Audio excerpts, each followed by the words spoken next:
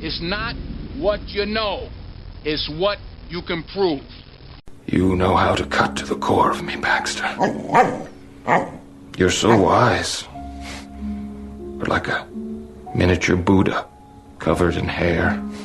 I want to become a guru so girls will like me. Then I will like myself. Now, before we do this, let's go over the ground rules. Rule number 1. No touching of the hair or face. Of course.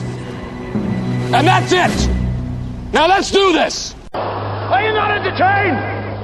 Are you not entertained? Is this not why you are here?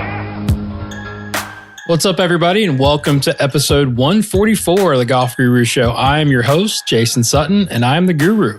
I'm also the Director of Instruction at the beautiful Colleton River Club in Bluffton, South Carolina, where it is my mission to break down high performers in the teaching and coaching business, unpack and dig out what makes them great. Make sure that you download this episode and hit that purple subscribe button so you don't miss out on any future episodes that will be coming your way. All I ask is that you share this podcast on social with other coaches and players that might benefit from the information. I appreciate that very, very much. I have a very special episode this week as we have dual guests, not one, but two, which is a new one for me. One from the instruction side and the other from the business development entrepreneurial side of golf. First, we have one of my longtime friends, Mike Dickson. Mike is a top coach based in Clarksville, Maryland, where he is an instructor at the MGC Golf Academy at Little Bennett Golf Club. Previously, Mike worked at Congressional Country Club for 17 years and was the director of instruction for 11 of those years.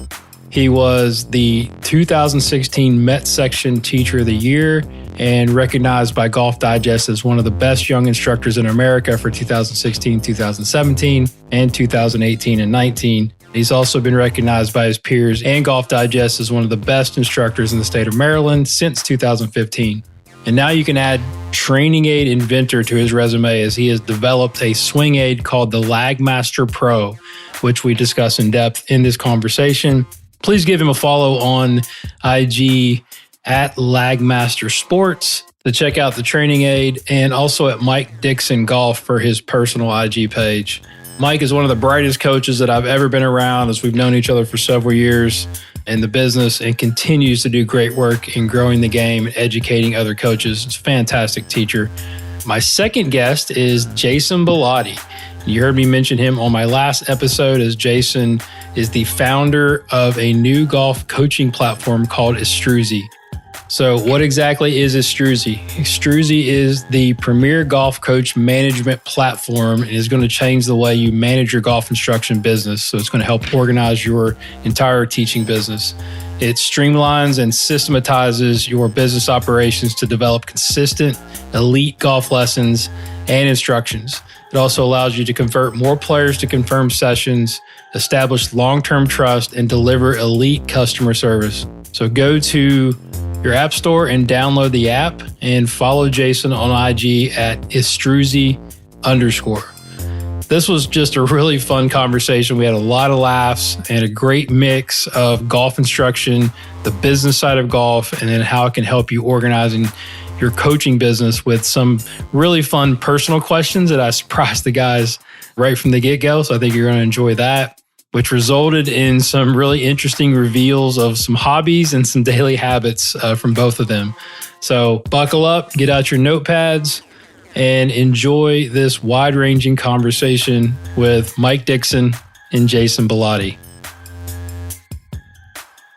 This is a really special pod, and welcome to my guest. I got Mike Dickson, expert coach, awesome instructor at the MGC Golf Academy at Little Bennett Golf Club in Clarksville, Maryland, formerly of Congressional, and another special guest that I'm very excited to introduce Jason Bilotti, founder of Estruzi, and we'll find out more about what he's doing.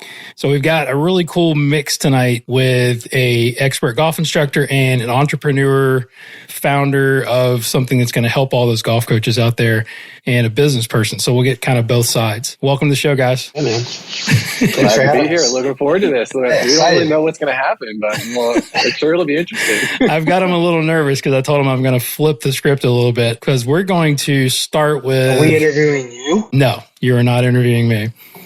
Although that is optional as we go forward.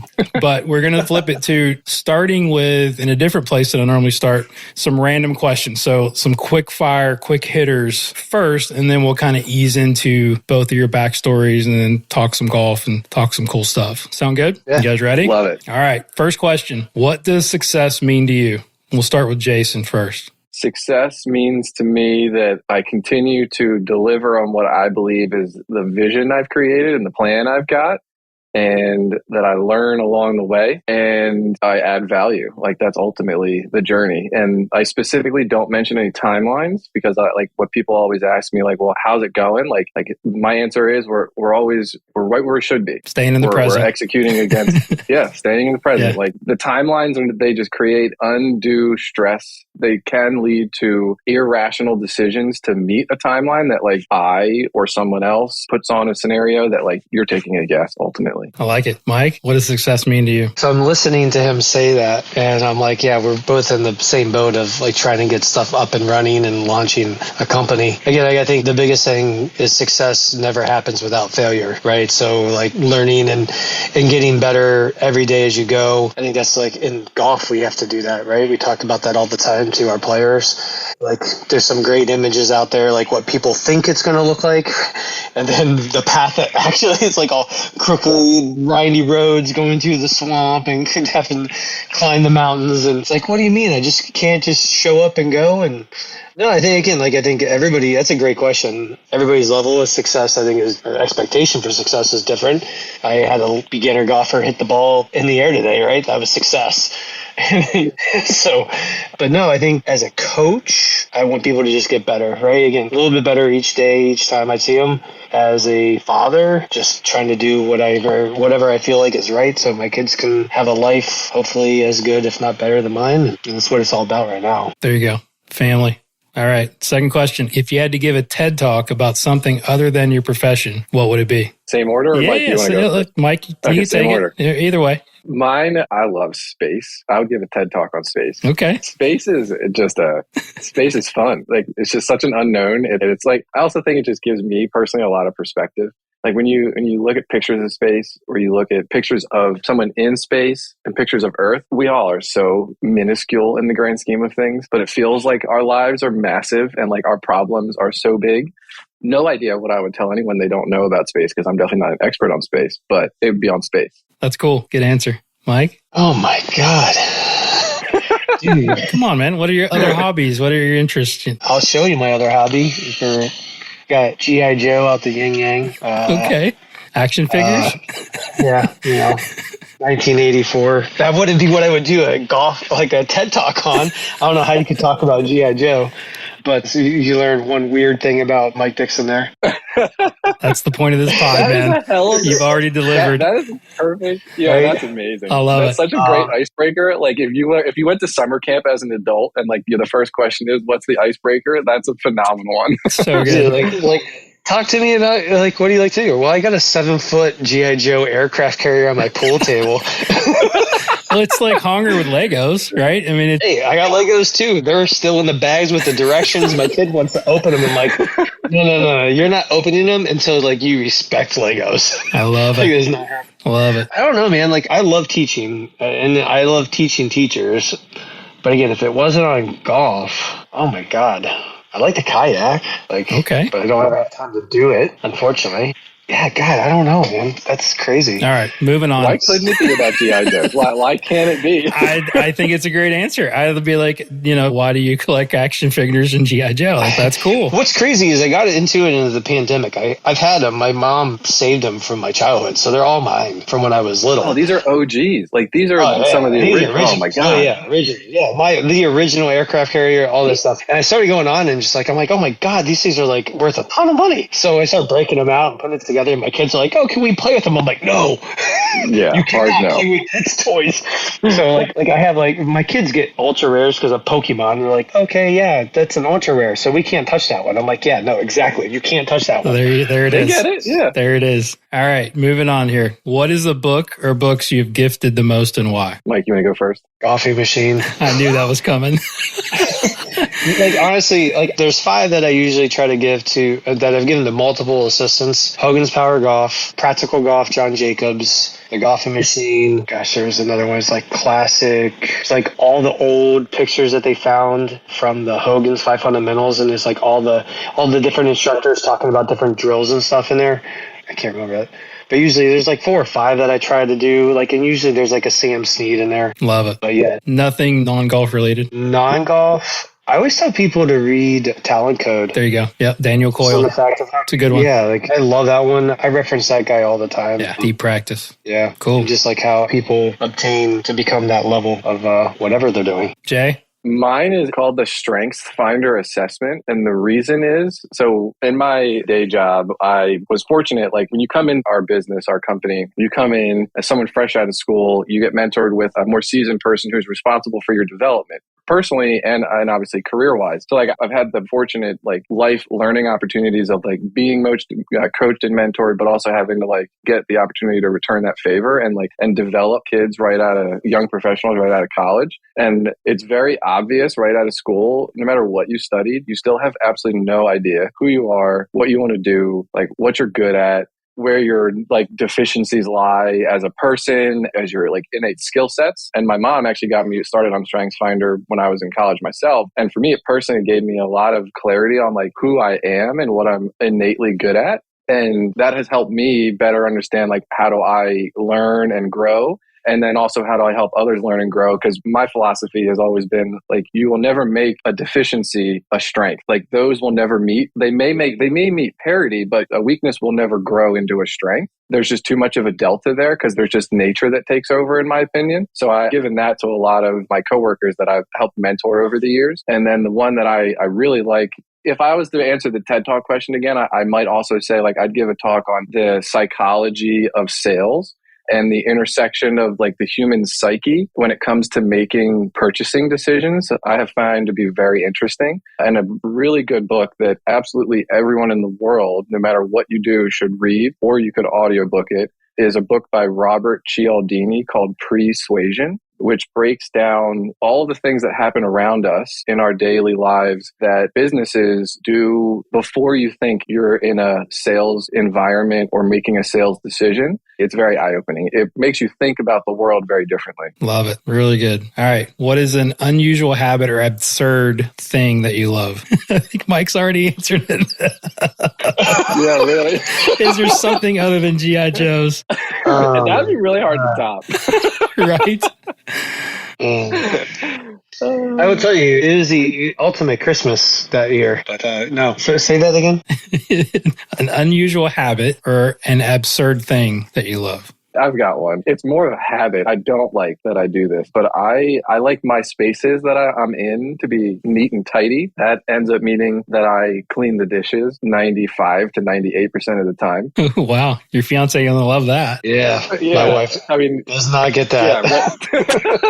Yeah, and I mean, it works because she is a phenomenal cook and she loves cooking. Like she sees it as like a creative release, which is great because like that gets her away from the monotony of the day. but like, I don't like cleaning dishes.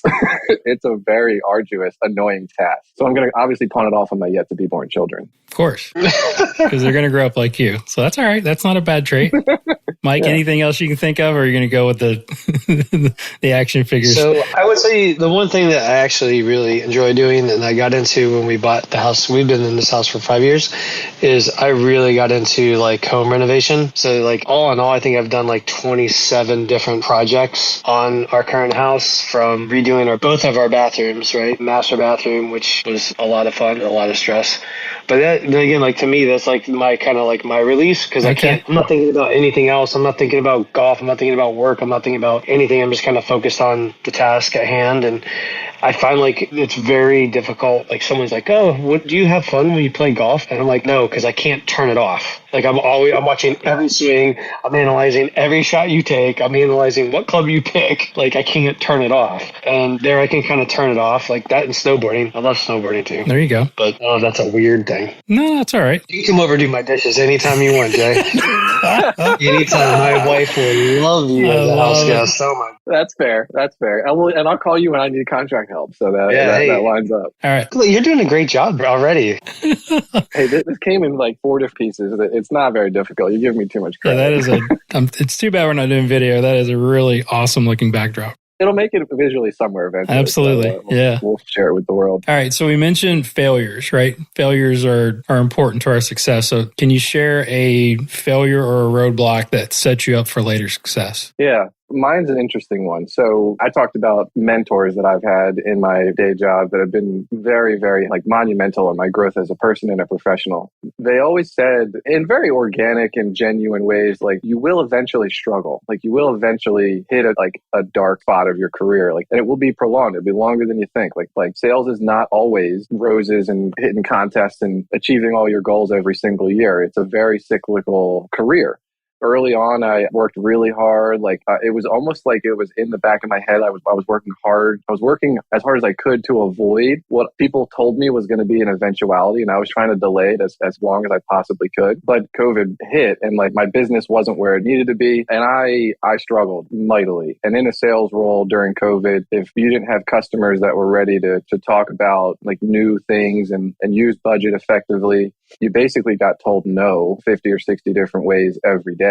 And I got told no every day for over a year and a half. And like in a really bad spot. Like I thought I wasn't good at my job anymore. I thought I needed to change careers. I thought I needed to every negative thought was available in my head at that time because of how bad it got. And like really thankful that like there were people around me to help me push through it. But those times in COVID, it's so odd because like Estruzi was born in COVID. So like there's such an like stark difference. So it was really tough. I had a lot of self-doubt. It was not creeping self-doubt. It was debilitating self-doubt. How did you get through it? Just from your support team, your village? Yeah, mentors? My fiance, the people I leaned on at my job. I hired a business coach. His name's Angus Nelson. He definitely deserves credit, a lot of credit. Like I told him when I hired him, I'm like, dude, like here's what's going on in the day job. Here's where I'm at mentally. And like he doesn't ever profess to be a psychologist, but he's a dude that's been through a lot of stuff. He's had a lot of failures. He started over many times and is just a genuinely, organically good dude. And he's really easy to talk to, which was probably the most helpful thing. It's just like someone to talk to and to help remind me that what's in my head isn't reality and it's only temporary. Yeah, that's great. That's great advice. I mean, I think we've all had those times. For sure. Now, I used to call it back in the day, my mastermind crew from Think and Grow Rich. If you guys have ever read that book, had a huge influence on me. What about you, Mike? I would say probably along the lines of just our sport in general, right? Like as a teacher, we don't usually have the privilege of taking time to work on our own swing and work on our own game. And I was playing in a section championship. This is probably 5 years ago. It was at Trump National. And my first hole, the second day, I didn't play bad on the first day. The second day, I hit this tee shot and like I can't remember if it was a pop-up or line drive, but basically landed in the hazard, tried to hit it out of the hazard, went into the weeds to the right, lost it. Long story short, I dropped in the hazard, made like a 12 on the first hole, and it was just like a train wreck from there. So like when people talk about their bad rounds, I'm like, dude, like I get it, right? Yeah, you're empathetic.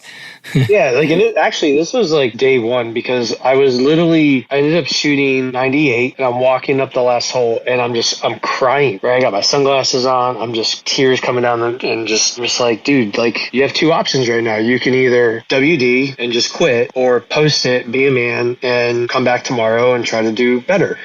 And I've never been a great player. Like, I think that's the one thing that I feel like makes me actually a really good coach, because I've had to grind it out and figure it out. And so I posted it. I came back. What's funny, that night I went to the Nats game, and they had like guys, like the beer guys that were wearing like jerseys. And I kid you not, the guy in our section was wearing a 98 jersey. I'm just like, what? Karma.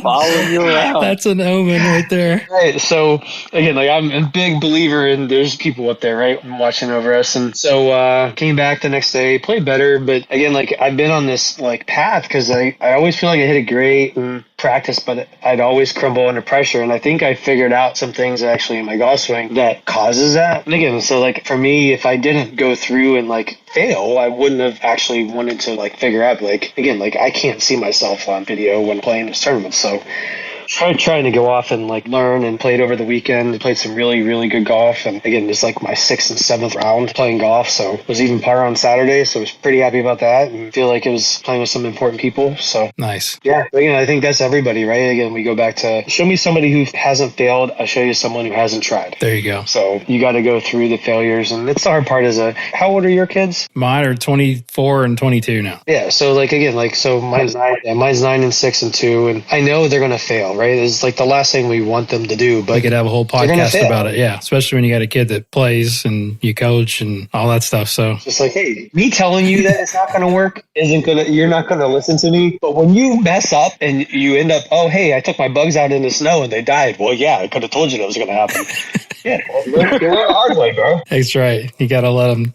All right, last one, and you guys will be off the hot seat. All right. Oh my gosh. When you feel overwhelmed or unfocused, or have lost your focus temporarily, what do you do? Or what questions do you ask yourself? What am I drinking that night? The best was, so again, like I'm 43, right? I turned 40. I go get my physical, and the doctor's like, and this is in the middle of COVID.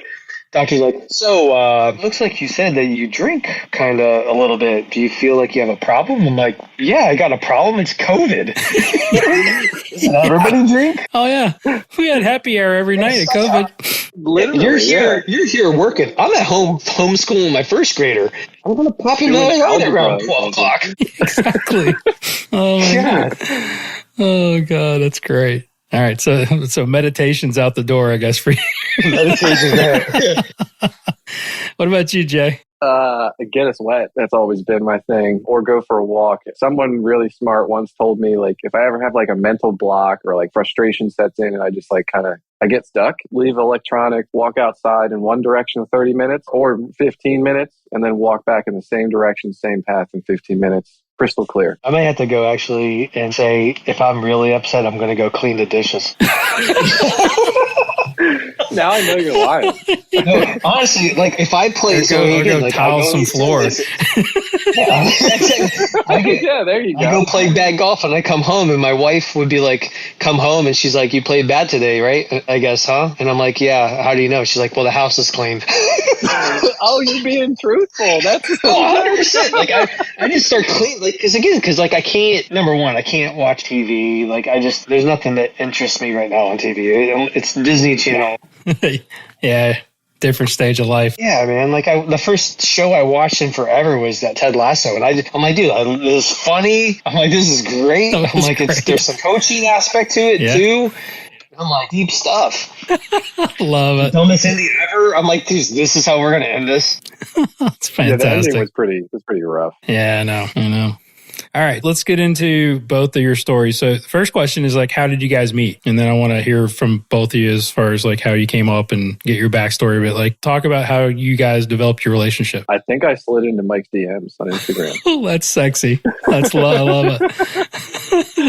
I mean, Mike, is that how? Yeah, no, I want to say, I don't remember. I think you might have texted me or called me. And you just reached out about coming out and watching me teach. We're creating a platform for coaches and you would love some feedback. And, again, so I was trying to give them stuff that I felt was pretty necessary. And coming from the Will Robbins side and like coaching platform versus just, hey, just have a schedule to go up and pop something up.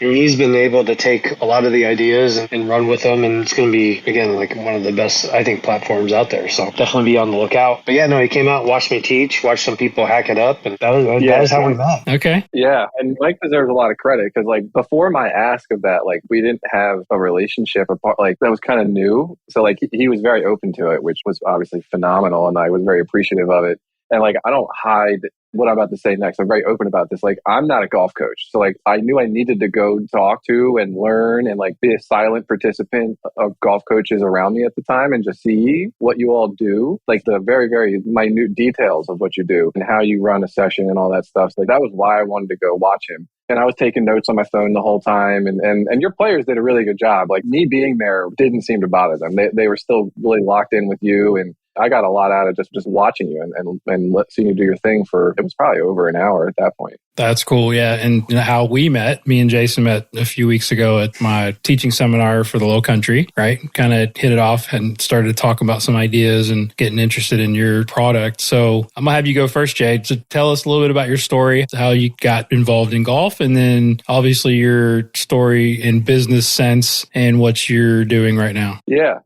I love telling my golf story because golf, I believe, is one of the most unique sports in how most people get into it. Like, if you play soccer or you play tennis or football, especially, like, you go to large camps, like you go to organized paid sessions and camps that have maybe 200 or 300 kids, depending on where you live. For me, like, I got into golf because my grandfather was playing. He wanted to hang out with me, and, like, his version of, like, as I learned later, of, like, babysitting me and watching me when my parents needed a break was going to a golf course or going to the range. So, like, my fondest memories with him and, like, the most visceral memories that I have with him are on a golf course. And, like, we would always go out. Like, he would always have one of those white slide coolers that, like, the top, like, flips over. Those old retro ones, they're plastic and, like, there's blue or like red on it. He would always have that. He would always have Canada Dry ginger ale, Reese's peanut butter cups, and sometimes he would throw in some like pretzels for our encore snacks, which I also, like, that was really fun. You know, like, I got to go have some bad treats with my grandfather. But, like, that's the stuff that golf, like, is so unique from a sporting perspective that, like, people get into it, in my opinion, they get into it differently. They get into it through family, through, like, genuine good time with people they care about. And unfortunately, my grandfather passed away when I was still very young. He passed away when I was in, like, middle school still. So he got me into it. And now, I still have the head cover he gave me. That thing is super ratty, but it's still on my driver. And every time I play, like, it's a little small omen to, like, him and remembering him, thanking him for introducing me to a game that, like, we're going to die with, whether that's a good or a bad thing. Like, we're going to play this thing until we can't. It's just, I don't know. It's some of those things you just can't forget. And I never played competitively, always played at, like, a club level, like, non-competitive, just, like, getting out with friends, because I was always playing a bunch of other sports, but golf was always something that was in the back of my mind. And really, COVID was how the Estruzi grew, really. So talk about your journey, then, like, talk about your background. Where did you go to school? Where did you grow up? And then how your sort of business career has led you to Estruzi. Yeah. So I grew up in Montgomery County, Pennsylvania, which is about 45 minutes outside Center City, Philadelphia. So all sports teams are Philly sports teams. That's something that you don't have a choice growing up around there. It's been a good thing for some teams and bad things for other. Like, the Flyers are drafting tonight. I was watching that before we started. I'm a big hockey fan. And went to the University of Delaware. Fun fact about me, I actually was a preferred walk-on as a place kicker for University of Delaware. Okay. So in high school, I actually graduated with, I missed Flacco by a single year, but yes, he was pride at the University of Delaware. I'm just throwing it out there. That's actually really cool. That is cool. Yeah. So in high school, I graduated with, like, 14 varsity letters. And the extra 2 were because I played varsity football in the same season as soccer. I would leave soccer games. My mom would drive me if it was an away game to the football game or vice versa. And I'd show up to the football game, like, an hour or 2 before the game started and do my thing. And I'd go to football practice once a week and ended up getting a preferred walk-on status with the University of Delaware to play for them. And sports, like, showed me the value of teamwork, the value of collaboration, and the truth that, like, hard work delivers results. And there genuinely is no substitute for hard work early in a journey, because that's, like, when most of the learning occurs. Like, later on, you can start to be more efficient. And obviously just playing all those sports, like, amazingly competitive, which was a perfect recipe for being in sales of some kind, which I always knew I was going to get into. So graduated Delaware and got my job right out of school and got to work right away and moved to DC right away. and have been in like the IT staffing services, IT solution services industry since then. So I think I hit my 10-year mark a couple weeks ago with that same company. So what, can you tell us the company, or is it? Yeah. Tech Systems Global Services. Okay. Yeah. And the best part about like what I do during the day is all of the stuff I do for my customers and all the problems that they talk about and they come to us for, because it's my role to like hear, listen, ask questions that are probing and truly understand like what's the root cause and how do we measure it ultimately. So building solutions that are accountable and measurable for outcomes. All of that, all those like 10 years worth of effort there has been the perfect background to helping to understand how to build a mobile app like Astruzy. Because I'm taking all the same things I do with my customers about like seeking to understand a true problem. I'm doing the same thing when I talk to every coach. Like the questions that I ask and the way I ask them are purposeful, they're intentful.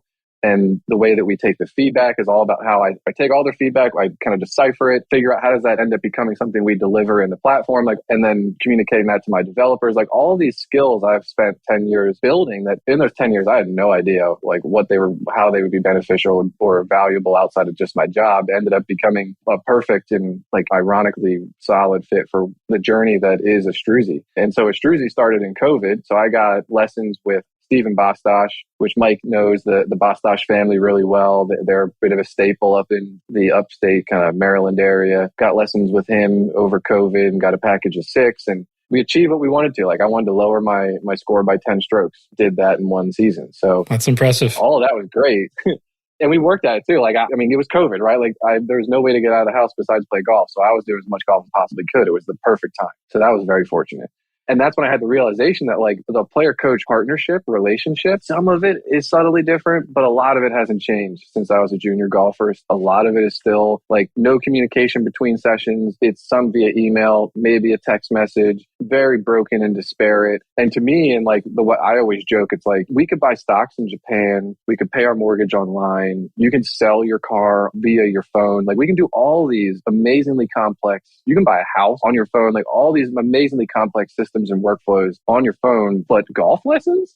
Like we haven't figured that out yet. So it just hit me that there was something there. And the funniest part about it was my first idea, I actually thought was, and maybe Mike, I threw this by you. I don't remember if I brought this to you at the time yet or if we knew it was a bad idea before I got to you. But the first idea I had was like a just-in-time marketplace for players to post a video like mid-round or mid-practice session to like basically a message board or something like that to say like they would put like a bounty on it. They would put like a price. They'd be like, look, if a coach takes this, I'll pay you $10 for give me feedback on my swing. Or if like another person could say, oh, like this one's worth $50 if a coach takes this and gives me video feedback. Like it kind of would create this self-fulfilling like bidding system. That's deep right there. I really thought it was a cool idea. I mean, it's interesting for sure. I like that would probably be like Facebook forum all over again. Exactly. Right. That's the problem. You don't understand what me and Mike have been through the last 10 years. That's exactly the feedback I got. And I was like, oh, this is a great idea, guys. And they're like, dude, we are in lessons all day. Like, I don't want to do this. I don't want to do this at home. Like, this sounds like I'm on call. This is exactly what I don't want. Yeah. So we scrapped that idea. People are going to pay me triple. Yeah. All right, so let's table that, and I'm going to get back to you with obviously what the Astruzy does, and we'll kind of bounce back and forth a little bit, but let's get Mike's background. I'm sure everybody knows Mike, but for those two people out there that don't know Mike, give us the lineage from Ferris State to like how you got to where you are right now, because I think there's a lot of interesting pieces there of decisions you've had to make. Yeah, so my dad got me into golf when I could crawl. I had a plastic club in my hand. First set of clubs was Ping Eye 2s. Grew up playing golf and was going to be an architect. Did the drafting throughout high school. Was going to go to Cincinnati. Was accepted to Cincinnati architectural engineering. And mom's like, hey, you can go to school to be a golf pro. Well, that sounds really cool. Way cooler than be sitting behind a desk drawing buildings all day. Went to Ferris. Loved every minute of it. Again, the relationships I have. Like, what's crazy is a lot of the guys that I graduated with, 80 guys came into the program freshman year, 36 graduated. If there's 15 guys still in the golf, I'd be shocked. It just shows you, like, it's a rough sport. Yes. People get into it thinking they're going to play golf, and I'm like, you're not playing golf. You work in golf. Very few lucky ones. I was in Florida when I graduated and got lucky and had a member that gave me the opportunity to come up and interview for a job and interview with John Lieberger. And I'll never forget it. I was on the 4th hole of the blue course. I called my dad and I'm like, Dad, I don't care what they offer me. I'm taking the job. At Congressional. Yeah, this is probably March in DC, which isn't great. It was probably like 48 degrees, and the guys in the shop are like, "You want to go play?" I'm like, "Hell yeah!" Yeah, it's I'm just Congo. paying $700 for a flight. John's like, "Oh yeah, when can you be up?" I'm like, "I can come up Wednesday." He's like, "This Wednesday?" I'm like, "Yeah, sure." $750 Oh for my a flight. gosh. I'm like, "I'm gonna play golf." Yeah, so it was there. Went through up the ranks. Went from the counter jockey to doing the retail side of hard goods, and ran tournaments, ran the outside ops. And I would always come back to teaching, right? Like, so got to teach next to a great guy, Danny Shantz. Really just how he interacted with his students and the relationships that he built. I'm just like, dude, this is what I want to do. He got struck by lightning in 2009. Yeah, I heard that story. That's crazy. What? John was always talking about how he wanted 2 full-time teachers. Honest to God, that happened in June. I was planning on going in August and telling John I wanted to teach full-time, and then that happened. I'm like, I can't do that now. I still feel bad for Danny every day. He'd just give the shirt off his back to help you out, and nicest guy in the world. It's like a fishing guide now, right? He's crushing it in fishing. I just want him to win something so bad. He deserves it. If anybody out there, like, stop overthinking it. Just throw the damn line in. And It's not that easy. yeah, I know it's not that easy. Right? You can see what my hobbies are. He got hit by lightning, and then I ended up telling John in January that I wanted to teach full time. Because my wife's like, if you don't tell him, you're going to regret it. He's going to hire somebody else. And John's like, well, you need to go start learning how to teach. What do you mean learn? I'm like, I've been teaching for the last, at the time, 6 years, 40, 50 hours a week. And I'm like, that's a lot, right? And I'm crushing it. I thought I was crushing it. Giving everybody my golf lesson that I got from somebody, Golf Digest. I go to the Teaching Summit and check out this aim point thing. This sounds pretty interesting. So I go do aim point out in Vegas, meet Mark Sweeney, met Tim Tucker, got me into Adele, go to the Teaching Summit, met Lynn Blake, who just changed my whole perspective of the golf swing. For the engineer in me, because my dad was an engineer and again, the architect, I think that just really resonated with me, just like the fact of like how to break it down and put it together. And I started looking at just like all the top teachers had this common thread of some dabble of the golf machine, right? Mm-hmm. Like I'm not sitting here spitting numbers and whatever, but the vocabulary and everything, I feel like that's just one of those gifts that Homer gave us that not a lot of people understand. So I was there for full time for 11 years at Congressional and left 2 years ago, started my own academy at Montgomery County Golf at Little Bennett. 2 weeks before I had our third child. Don't recommend leaving your job when you get ready to have a third kid. It's been amazing. I wouldn't take it back. I miss everybody there. I still have quite a few members who come up. And again, like when my boss asked me, he's like, how many people do you think will follow you? I'm like, I don't know, maybe 2 or 3. And I was having like 2 or 3 a day that were coming up, which is so humbling. And again, like I still owe so much to those people because I wouldn't have made it, I don't think, that first year. COVID was definitely, unfortunately, a blessing and a curse, right? But really helped out golf, helped make that decision a lot easier. Because you did it right as COVID hit, right? It was when you gave your resignation. We went back teaching when, like August maybe. Mm-hmm. And then I went and told my boss I was going to leave probably in March of 21. And then maybe February. I wanted to give him time to try to find somebody. Luckily, he talked me into staying through April, which meant my insurance coverage covered the baby's birth. Things work out, man. Crazy, isn't it? But yeah, man, like I love where I'm at. It's a great range. I've met some amazing people. Again, like I met a guy who pushed me to come up with some crazy ideas I never would have done. And again, like I was at Congressional. I never would have said to come up with the Lagmaster, right? Like it's just, I look back at everything from when my mom told me, hey, let's go look at this golf school to going to Congressional and all this stuff that's happened is just like amazing. The only thing I wish I could take back is I wish Danny didn't get hurt. Yeah. Respect for like making that decision for your family. I went through it and I think I was telling my boss the other day, I was reading a book. It was totally unrelated to golf, but to be at the level that we want to be, there's always sacrifice. Typically that kind of falls on our family and our support system. And I know I went through it when I was trying to get at the top of my game. I don't know how much I missed. I did my best. I didn't miss too many football games or too many softball games for my kids, but there's always sacrifice. So I'm glad that worked out for you because sometimes money is not as important as time spent, right? I mean, we know that could be our last days, which is kind of crazy to say, but it's reality. Like I get to do drop off at the bus stop and jump in my car, drive to work, teaching at 9:00. To be at Congressional, I was leaving 6:30, get home at 9:00. Yeah, you had a big commute. Yeah, it wasn't conducive, and COVID really definitely opened my eyes. I think a lot of people realized that whether it was, again, at the time, homeschooling my first grader at the time was the most stressful thing. Like, we're yelling at each other. I can imagine.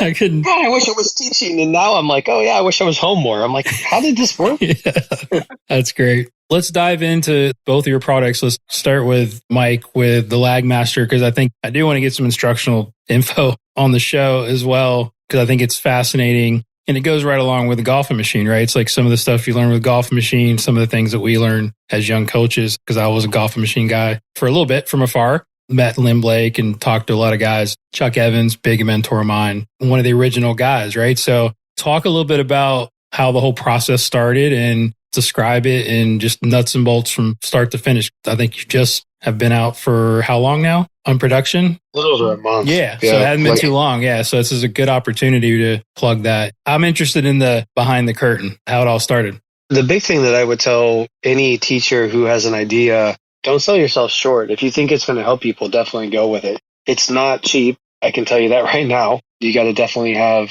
the people around you to definitely help.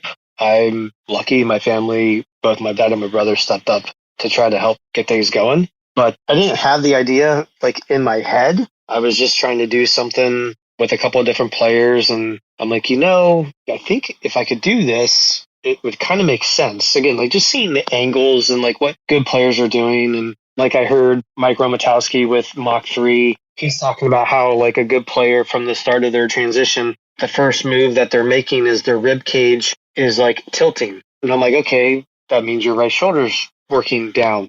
Homer Kelly talks about how the right shoulder works down the plane. Somebody else too, Tom Watson's secret, right? Like the right shoulder replaces the left shoulder. So there's all these things. And I would tell Tom Watson's story. I'd play the video off YouTube all the time. And I'd get in there and I'd grab them and like start moving them. And like, they're like, whoa, like, like yeah. I don't do that. I'm like, yeah, I know you don't.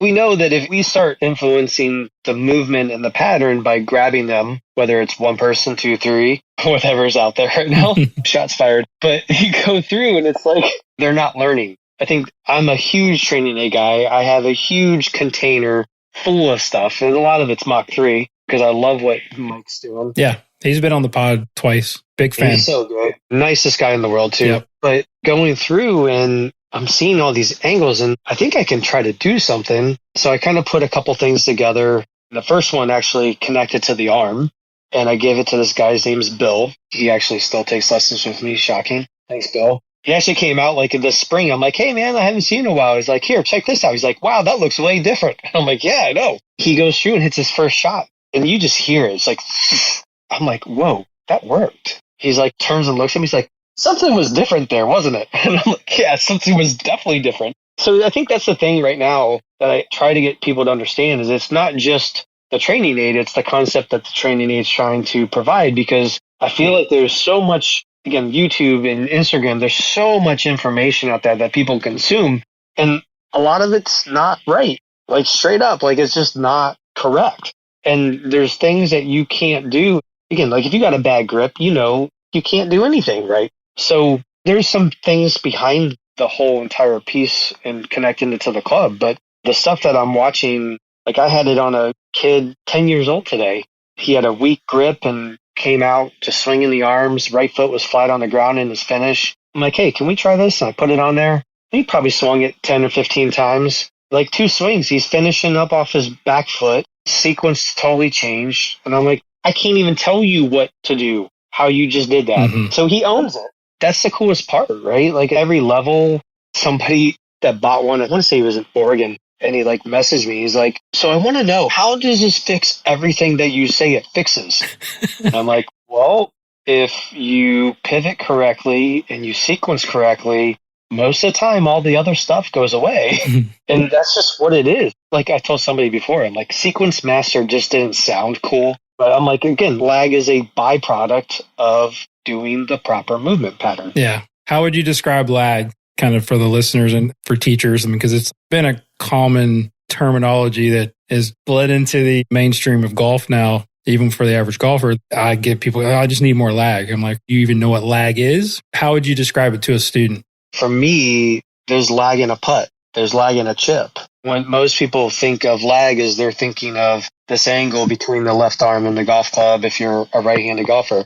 The club is lagging behind the hands. Again, if you're not lagging a putter, you're flipping it. It's like, okay, well, that wouldn't be good. Mm-hmm. So I think being TGM guy and Homer Kelly, there's pressure applied to the number 3 pressure point and the right pointer finger. Yes. And I don't care who you are. You're not going to compress a golf ball. And everybody right now in golf, again, like left wrist bowing, flexing, whatever you want to call it, it's not the left hand, it's the right hand. The right hand, again, they work together. So right wrist bend, you got to have that to have lag. And I can not even cock my wrist and I can have lag. So again, I think most people don't even know what it is. I feel like a lot of golfers have no clue. And they're like, ooh, that sounds like it's good. I need more. They're getting it by like bending their wrist and cupping their wrist. Now the face is more open. Face is wide open. And it's like, I'm holding that angle as long as I can. I'm like, yo, well, yeah, now you're bringing the hosel into the ball. Nice job. There's a point where we need to store it and then it gets delivered into impact. Mm-hmm. So that's where people, when I give them the lag master on their club, they're like, hey, how long does it stay on my shoulder? I'm like, left arm parallel to the ground. It's probably about where it's going to start coming off. You really won't have to worry about it. It'll do it on its own. You just can't do it from the top. That was one of my questions because I know you had showed me a little bit when we talked to Coach Camp and the timing. I need to send you one. I definitely want to get you one. Send it to me. I'll definitely test it out and put it on some players. I'm not sure. Is anybody out there not a fan of forward shaft lean? Right. I mean, it's almost like instead of talking about what we want, it's like, what do we don't want? I don't want backward shaft lean. I'll send you a picture of this lady. I had this like side by side and I showed it to an instructor. I'm like, which one would you want? And she's like, oh, I want that one. I want that club getting to that ball as fast as you can. And I'm like, okay. And you know what? Everybody has their way. There's 10 quadrillion ways. It's the concept. Yeah. I got a ladies group I teach every week and I show them this is proper impact. The head doesn't stay down all the time. Like it's like just little things like don't go telling anybody that I'm telling you to throw the club at the ball, right? If the handle wins the race and you square the face a little bit, you're going to do pretty well and low point kind of works out, right? So it's like, I think anything that creates that feeling has to be pretty good, right? Like the fourth accumulator. I'm trying to get people to not force across the shaft so early. Right. I had a guy, I love this guy's Kirk. He's such a good dude. I've seen him every day that I've been there for the last 2 years. All of a sudden he comes and gets a lesson. So I give him a lesson. We fix his grip. He's coming over the top, whatever. Comes back out the second time. I'm like, hey, I want you to try this. I kid you not. The club had dropped 3 feet from where it was, right? Like nice. 8 inches under the plane instead of 2 feet over the plane. He looks at me. He's like, in 50 years of golf, I've never felt my body do that. There you go. And I'm not kidding. Like, it was 2 swings. That's the crazy part that, like, for a training aid, right? It's like, oh, hey, go practice this for 10 minutes a day, and maybe we'll start seeing some change. It's, like, instant. That's the coolest part, right? Like, I'm a training aid guy. I have everything. There's not much I don't own. I just feel like it's like, hey, like, if you can do these 2 things with a good grip, we figure out the grip part and your sequence part, you're done. Yeah, that's awesome. Because everybody has their unique way as a teacher. Yeah, for sure. It's not everything. But I like training aids that kind of make the player do the work and also feel something. That's all you can ask. Don't give them a crutch. Yeah, exactly. I've heard you talk on other shows. You don't like training aids because when you take it away, then they're not really learning anything. That's awesome, man. Let's transition back to Jay. Talk to us about what do you see that's wrong in the communication piece that us coaches like me and Mike are trying to get to our students, and then how are you going to fix that? Well, let's start with like any communication would be a great place to begin. But like, that's the problem. Like you guys are that busy between lessons, between the time you see somebody, that to communicate in a way that adds value, not just a, hey, how you doing? Because that's not valuable, is a very arduous task because of the lack of continuity between the systems you use. Also like the organization of like where your content and information is. And so ultimately what I've noticed is you all inherently know that a little bit of touch between a session, like a little bit of a piece of communication between sessions with a player goes a long way. Right. Follow up is huge, right? Mm-hmm. The lie that golf coaches have told themselves is that players don't interact or follow up either. This is a big debate about chicken or the egg. My philosophy, because I've seen this in my day job, is that like, the best communicators start from a place of over communication because they want to set a standard and incite and encourage reciprocal communication. People need help communicating because it's a level of like comfortability they need to get. It's a relationship thing. It's a trust thing. And golf is no different. You all want to do this. Like I've seen it. Like when Mike talks about he loves being a coach, what I hear is he loves watching people grow and he loves influencing positive growth of people as people and humans and who they are. Golf tends to be a byproduct of all of that. So like you all are doing this for genuinely good reasons and for the right reasons. And golf tends to be the vehicle that you all do it through. So any amount of more communication from you to your players is a net positive because like you're impacting their lives in ways that is not just about lowering a score. There's not a lot of help on that. Like it becomes a text message, it becomes an email. The thing I always say about email is like 90% of the world has Gmail. Google is a search engine. Have you ever tried searching for anything in your Gmail account? It's literally impossible. It's mind-boggling how it's so hard to find anything in Gmail. So it's like sending something in Gmail, unless the person who's receiving it has a folder that's set up to save it all, it's going to disappear. Gmail, they clear their deleted folders every 30 days or something like that. So it's like gone the second it's sent in a way. Ultimately, Astruzi is like understanding the workflows, the uniqueness of being a golf coach, the uniqueness of what you're required to do every day and fitting into that to make your life as easy and simple as possible and putting it all in one place to simplify administrative tasks and the stuff that you would waste time on. Like those are wasteful minutes. Those are wasteful hours where you're usually doing it at home. You probably are doing it before dinner and your wife's yelling at you. Or you're doing it after dinner and your kids are in your ears. Or you're doing it even later than that when the kids are asleep and you don't get to sleep until 10 or 11 and you wake up the next morning and you feel like shit. It's like it all flows downhill. Yeah. So the goal is to do it as simply as possible. That's me. Like I got a little more time than Mike right now. You just talked about my day today. Yeah. Are you spying on me? Are you watching me? I would like to think I know you guys pretty well at this point.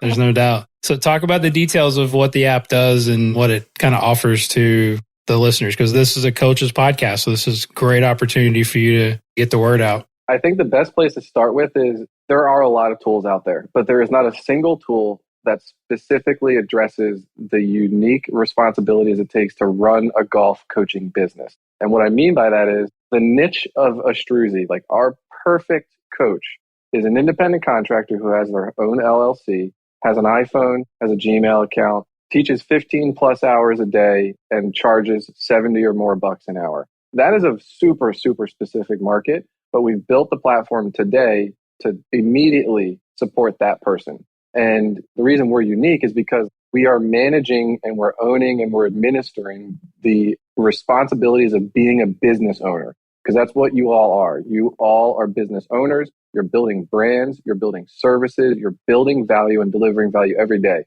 The unfortunate irony is that very few coaches ever speak of themselves that way or think of themselves that way, which has created the opportunity for why Astruzi exists.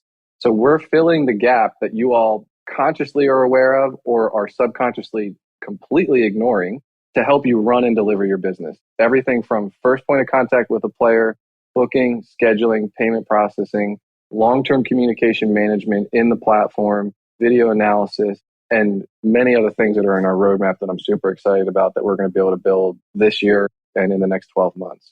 That's awesome. That's all you need right there. That's the goal. There you go. I would just say too, Jason, like one of my students today, she's a horseback rider. I'm showing her video. I got my iPad like on a tripod and I'm kind of spinning around and showing her. She's like, God, I wish we had this like in horseback riding. Don't hold yourself to golf, man. Like, yeah, it's a great soccer idea. Coaches, baseball. I'll tell you right now, my patent covers baseball, golf, basketball, tennis. That's the crazy part. I've had it on a bat. I've had Liam Mucklow look at it, and I've had 2 other hitting coaches look at it, and they're like, dude, this concept totally applies to baseball. That's amazing. I love it. We're just waiting to get some money to start actually developing that prototype.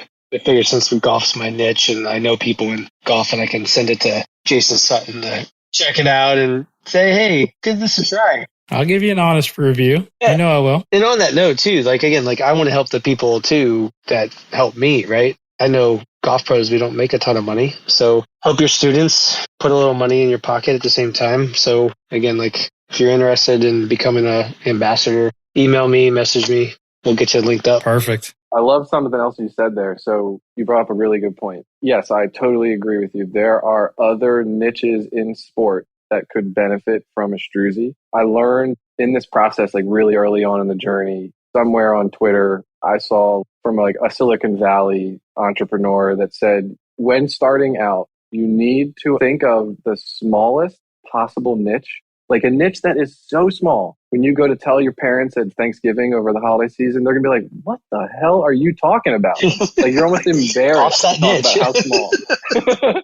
Own the niche and like completely dominate the niche. Then there's like this other Silicon Valley phenomenon called product market fit, which is what you just referenced about, well, I need to make some money first. When you make money and you're making money in a way that's reoccurring and feels like it's this flywheel that like you're not churning as much energy as you used to be, that's when you start to find product market fit. Like that's the market telling you this is a product that you are serving a genuinely important value to your customers. Owning a really small niche and then allowing the market to show you organically when you've reached and you're inside of product market fit, that's when expanding the service to a different niche. Because then you basically just bottle up what you just did in one niche, rinse and repeat to the second, rinse and repeat to the third. I can't wait for that to happen.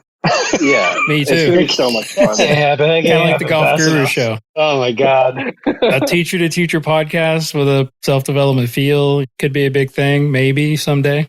I mean, hey, you're not giving yourself enough credit. Your numbers are phenomenal, and it's providing a ton of value. Your niche loves you. We're getting there. We need a few sponsors. This might be the lowest listened podcast. No. Other than this podcast, you've been crushing it. No, this is going to be phenomenal. Other than the podcast. This might be the most listened to, the most downloaded podcast I've ever had. You never know. You guys have been great. Let's go back and forth here. Tell everybody how they can get the product, Lagmaster, take them to the website, and then Jason can do the same. Lagmastersports.com. Again, we have a huge delivery coming in July. I've got limited numbers right now. I probably have like another 100 that I'm shipping out of my house. Boxes are around the corner. Yeah, I see the box there. Yeah. We got a mini club, which is going to be really cool. Counterweighted. That's available now? I have 50 coming, hopefully in a week. When you can actually hit balls with it? So you can't hit balls with it. So the idea is, again, like, so if we really want people to get better, right? We don't want them hitting balls. We want them just making practice swings, motions, right? So it's 25 inches long. It's counterweighted, so it feels like a true club, but you can't hit the ceiling. Gotcha. Hotel room. Yeah, exactly. You can travel with it. Mike is too modest. I'll brag for him. The mini club is sexy as shit. It's a fucking beautiful piece of machinery. I love it. I want one of those. I told Mike, I'm like, Mike, I love your website, but I don't see the mini club for sale. When it's available, I'm buying one because I'm going to stand in my office and I'm going to hit that. Do you got a molded grip on it? So that was actually one of my things, man. Like, I hate grips. I hate manufacturer's grips. They put these stupid designs that just give people the wrong concept. So I actually kind of put some thought behind the design of the grip. It kind of looks almost like a butterfly to where your thumbs have to like oppose. There you go. So that's really cool. Originally, I didn't want to do it because I didn't want to do righty lefty. So my partner's like, what if we just did like a chipper head? So it's going to look a little more toe high than a chipper, but it's dual faced because again, Lagmaster's lefty righty. So I don't have to stock left-handed, right-handed mini clubs. I got 50 of those coming in. They're sitting in customs in India right now. They're supposed to be here this week, but they're delayed. Those will come in and we're going to have some swag. We got our lag hats. We got t-shirts and all kinds of stuff. I love our logo. My partner knocked it out of the park with the logo. Again, big lion head, just king of training aids. Everybody's like, what's the significance? And I'm like, the king of the jungle, king of training aids. There you go. Come on, yeah. Love it. My website, Mike Dickson Golf. Awesome, man. Jay, tell them how they can sign up for a Struzy or get in touch with you. Yeah. Your Instagram as well. Website, we've got a download link. You can also head straight to iOS. Yes, we are an iOS-only app right now. Fun fact, that's not actually a fun fact. It's pretty unfortunate. In order to build an Android app, you have to build a carbon copy second app. You can't just like... Oh, wow. I didn't know that. It's not simple. I thought this too before we started the process. I was like, well, I know there's code that works both ways. And they're like, no. Yes, there is, but like it only goes so far. It's not the right way to build it. iOS only. Head to the Apple App Store. I'm the one running the Instagram account. We've got download links in there too. You can always find me on Instagram. Really, it's the simplest way if you got questions. Awesome. Guys, one more question before we close. Any parting shots? You know what's coming. I do. If you had to get a message to the billions of people and put it on a metaphorical billboard, what would your message say and why? I would say one thing that's always stuck with me is Ogmandino, the greatest salesman, said like if they took that book and wrapped it around the planet, we'd be like around the planet 9 times all the pages that we sold around the world. It's like in like 19 languages. And he said that you're going to be the same person in 10 years, except for the people that you meet and the books that you read. Love it. That's an original. I love it. That's really good. That is really good. Jason? So mine is a question. And the question is, what's on the other side of fear? Which I tend to not go any further than there because I think it offers a really interesting internal dialogue that you can have with yourself. What I've personally learned is that on the other side of fear is immense growth and immense excitement, and nowhere close to as bad as our monkey brains make us feel that it will be. It's actually very exciting. Some people get high off drugs. I think I get high off pushing myself into fearful places and trying new shit. I need to call you more often. That's fantastic. That was 2 of the best answers I think that I've had on the show. No cap. Hell yeah, Mike. Nailed it. Every day is fear, man. like how am I going to pay that invoice? You want me to order another one? I haven't even sold what I've bought yet. Like, can we put another order in? Mike, we've had some phenomenal conversations. I got to give you a lot of credit for working through some really difficult stuff. We would just talk and like you would vent one time, I'd vent the other time. All I do is vent. I'm a grumpy old man. I'm 43 and I'm already 83. And it's just like, oh, why are they out here? And your back hurts? You're having trouble Dude, walking? my back does hurt right now. I don't know. Why am I so sore? Like, I played golf for 27 holes 2 days in a row, and you would think I just got done running a marathon. All right, guys. Thank you so much for being on the show. This was fantastic. It was a lot of fun. Yeah, this was great. Thanks for having us. Throwing some softballs earlier. Those are really high heat 98 coming in. I know. Anybody interested in an original USS flag, let me know. I will end with this story. Okay, yeah, go ahead. So I drove to New Jersey. This guy had one with a box. So like to find him with a box is like super rare. I bought it for like $1,800. I sold it for $4,500. Whoa. Okay, Gary Vaynerchuk. There's no joke. Damn, flip it, dude. Crazy, right? Like, I love them. Again, like this, that part of my youth. It's my midlife crisis, I think. Awesome, guys. Cheap one, though. Any parting shots, Jay? I'm thinking you top that. No, let's end on that. That's perfect. I love it. Thanks, guys. You're the best. I appreciate you guys. Thank you, Jason. What's up, everyone? Guru back here again with a couple of things before you go. First, big thank you to Mike and Jason for coming on the show. That was a lot of fun. Hope you guys had a few laughs and had some good nuggets to write down with some good ideas. And go check out Astruzi. Please give them a follow on IG at LagmasterPro, at Mike Dickson Golf, and at Astruzi _.